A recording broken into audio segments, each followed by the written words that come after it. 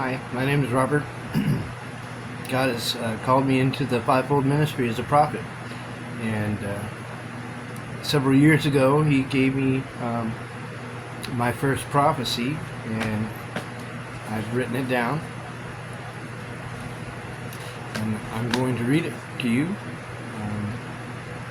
It does involve a medical condition called Morgellons disease, and so any information I present in this video about Morgellons disease is not intended to be medical advice in any way. Morgellons is a condition that they claim is psychological in nature, but my experience is slightly different, so take it with a grain of salt. A little background: I was a worship leader at my church for 5 years, the last 5 of which I also served as the youth pastor, and it's where this reading picks up. So, in the last year I worked at the church, a friend of mine, a brother in Christ named Jay, had a strange sore on his face. Often he wore a band-aid over it until it seemed to mostly go away. After I separated from that church, I noticed that he wore a band-aid perpetually. Not wanting to be rude, I never brought it up. Eventually he did, and for a month or so he would tell me about abnormal symptoms, and I wasn't sure what to think other than what I saw seemed odd, to say the least. After having listened to his various accounts, I suggested he search the internet for information. A short time later, he told me he thought he discovered what was causing all the things he had been experiencing. The only problem was that health officials denied that the condition Jay described was real and that it was psychological in nature.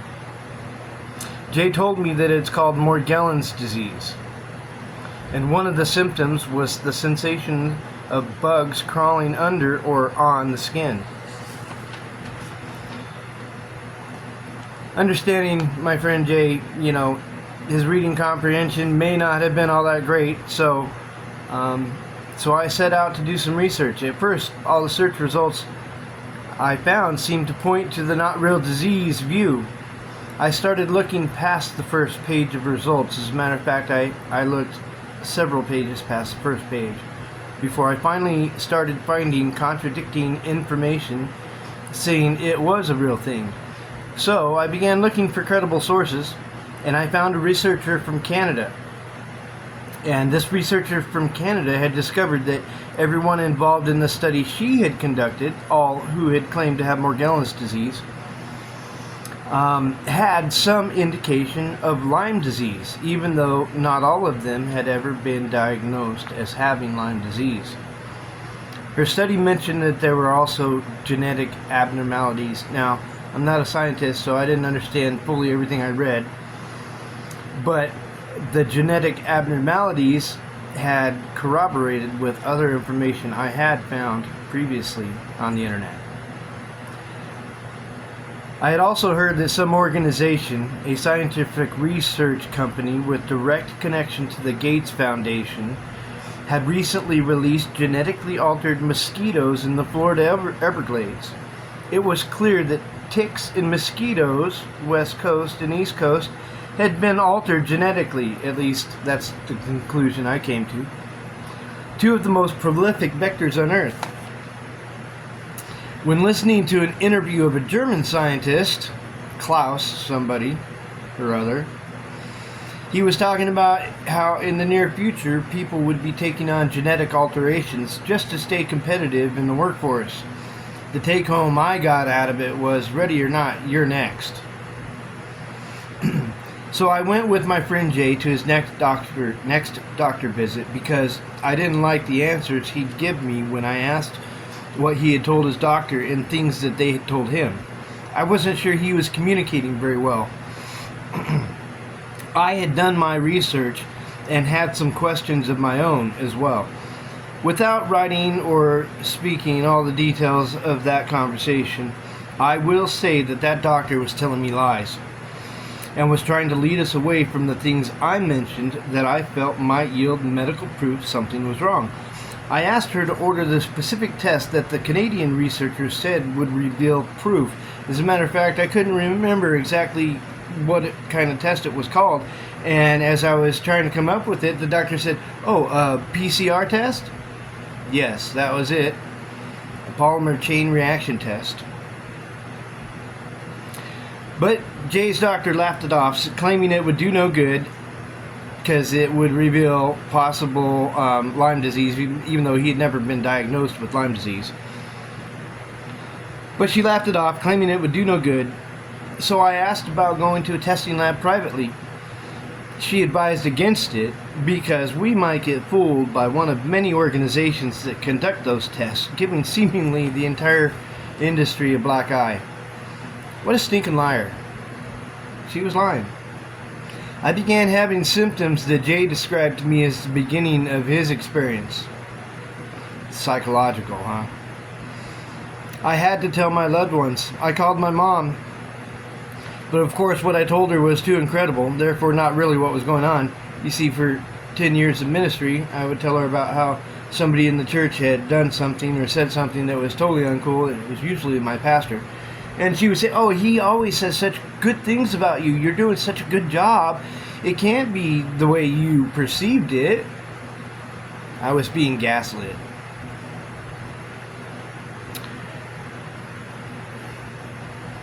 So, anyhow, it was too incredible and not what was going on in her mind, so I insisted she research it. She reluctantly did and never went past the first page at first. All she found were government-sponsored stuff claiming not a real disease. I insisted she dig deeper, and she did. She ultimately sent me a link to a page that I hadn't seen yet. It was an article claiming how to cure or get rid of Morgellons disease.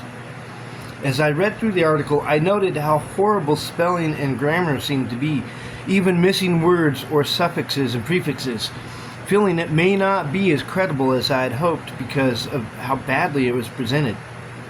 I read to the bottom, and I looked at the few contributors who were credited for its creation, and the researcher that was from Canada, whom I had found very credible, was among those listed. So on a hunch, I read through the article carefully again. This time, I listed every mistake I could find in order. And when I was done with that, I looked at the list and saw that it was a message. Like my mom would believe that, right? But the message was, silence, off of skin, beings will to inhibit, this is. Now the article claimed Morgellons was in nature parasitical, bacterial, fungal, and not to mention viral. And the cure that it spoke of was oregano oil to ingest, camphor or benzene in the environment, in the air, and to use topically, shower using borax, no towel, air dry, and to drink magnetized water. I'd never heard of magnetized water before, so I researched it. And what I learned was exposing water to a strong magnetic field doesn't make it have magnetic properties, but what it does is it makes all the water molecules line up geometrically, which in turn lowers the surface tension, which makes it more easily absorbed into a body or a plant or whatever, and so therefore the water works more efficiently. So I decided to write my mom an email, knowing that a phone call would end poorly. As I began to write, intending to tell her what I had learned from the link she had sent, the Holy Spirit fell on me. And all of a sudden I had a kind of tunnel vision, and the words started coming to me. I could see them burned into the front part of my brain. I'd get a whole thought followed by seeing each word one after another. As I furiously typed them on my keyboard, this is what I wrote. We are just peasants, poor, blind, and kept ignorant. We were once called barbarians. Now we are made to be criminals and conspiracy theorists. Through the ages, they have needed us to feed and clothe them, to labor and break our backs while carrying the burden of their greed and hatred for all that was created. They steal every increase and innovation while saying to themselves that we aren't worthy to profit from any talents we may possess. In jealous fits of rage, they trample all that is good and holy. They shout with indignation, "Heretics!" and then pervert the truth. They use the low to stack a pile of wealth and say, "Look at our collective riches," only to pull a lever on the trapdoor beneath it. With Shakespearean tragic drama, they cry as if it wasn't their loot sack underneath the stage. With false tears, they cry of destitution, and without a choice, we are forced to bail them out with any of the riches we did not get fooled into placing on the pile, throwing out crumbs and forcing us back into their labor camps they call nations. Haters of God and life and love, they use our best minds to invent new ways to slowly poison us, so we might seek compassion in their hospitals, only to receive another dose of poison. With a sneer, they present to us miracles of their making that will benefit all. With roaring laughter, they count their coins while we are busy burying our loved ones, who are only the first victims claimed by their false miracles. With arrogance, they curse God and mutilate His creations, turning them into yet more ways to kill us. More coronaviruses. They no longer wish to tolerate the peasants and barbarians to labor in their fields, feeling secure in their houses and technologies, thinking these will sustain them through the coming age, making plans to trot on each other, hoping to emerge not just conqueror of the world, but with the right to say they are God. Fear and trembling as all the peasants they trampled underfoot will be their lot when the one true and righteous God puts them in their place. In anger and indignation, He will utterly destroy them, baptizing all of their evil existence and perverted creations in fire, cleansing His own creation and healing all who stand with Him, casting all that are unholy into an unbearable prison they will suffer. Being forced to bear that which is unbearable, stoked by the evil they have wrought, they will curse God for His righteousness and cry out in agony as they eternally reap what they have sown. How long, O Lord, until you avenge our deaths? Come quickly.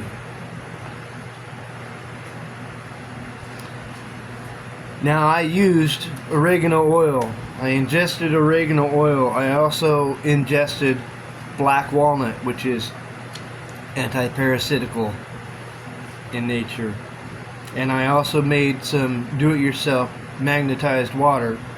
I made a pitcher with a bunch of the strongest magnets I could find and the north side facing pole inward towards the water, and I would let that water sit in that magnetic field for a day before I would drink it. I drank nothing but magnetized water, and I took the oregano and the black walnut for about a month to 2 months. I kept drinking the water for quite some time after that.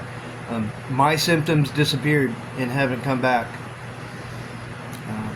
Unfortunately, my friend Jay, he is no longer with us.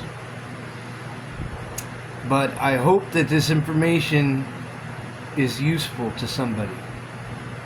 If this condition is just a psychological condition, well, then there's no harm in taking some oregano oil or some natural remedies, including magnetized water. And I don't know what they're doing out there. They're doing something to us. If this message resonates with you, I'm new at this. Please give a like. I have been speaking with God a lot. He's been revealing a lot to me, and I plan to make some more videos. So if you are a part of the Prophetic Network here on YouTube, please give me some support. I would appreciate it. Hit the like button, subscribe. I don't ask for money. I don't have a PayPal or a Cash App or anything like that yet. I'm not doing this for money. I'm doing this out of obedience. I didn't ask God to make me a prophet.